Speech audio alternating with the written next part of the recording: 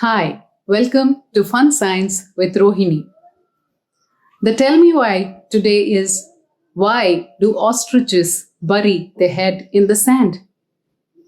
Today, instead of being a teacher or being a person who's um, propagating science, I will be a myth buster. Ostriches do not bury their head in sand. When they face danger, they just plop onto the ground. They just fall flat onto the ground and stretch their head and neck in front of them. But because an ostrich's body is very big, it appears as if only the body is above ground and the head and neck are underground. Now, the head and neck of an ostrich are also slightly colored, so they tend to appear as if they are camouflaged in the soil.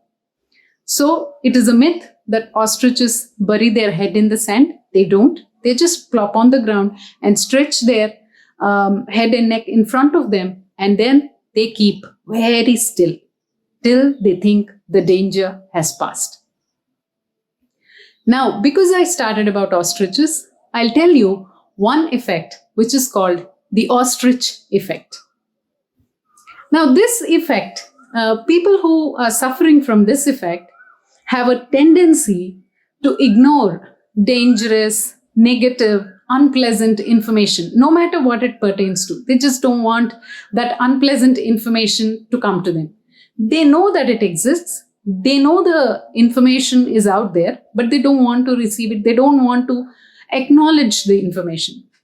The tendency to ignore such negative or unpleasant information is called ostrich effect. Now, this can be seen very clearly when you ignore the symptoms, the medical symptoms that you might be facing, because you're afraid to go for a diagnostic test and confirm that you have been suffering from some disease. Let us say you're suspecting a very huge grave disease like cancer, which is very, very unpleasant to know that you have it. You avoid, though you have symptoms, though you know that these could be the symptoms leading to that, you still would not want to go to the test because it's worrying and it is unpleasant and it is associated with a lot of negative emotions. You just tend to ignore it. Another example of this is, if you are on a diet and if you're working hard to lose weight, you really do not want to get onto the scales on the day that you have binged. You could binge. Everybody gets tempted. You could binge on a day. But the day or a couple of days after that or a week after you binged, you do not want to get onto your scale because you don't want to look at the unpleasant numbers. You have been on a diet. You are trying to lose weight. You don't want to get onto it and look at those unpleasant numbers. Just because you're afraid that you might have gained weight or you might not have lost enough, you avoid getting onto the scales.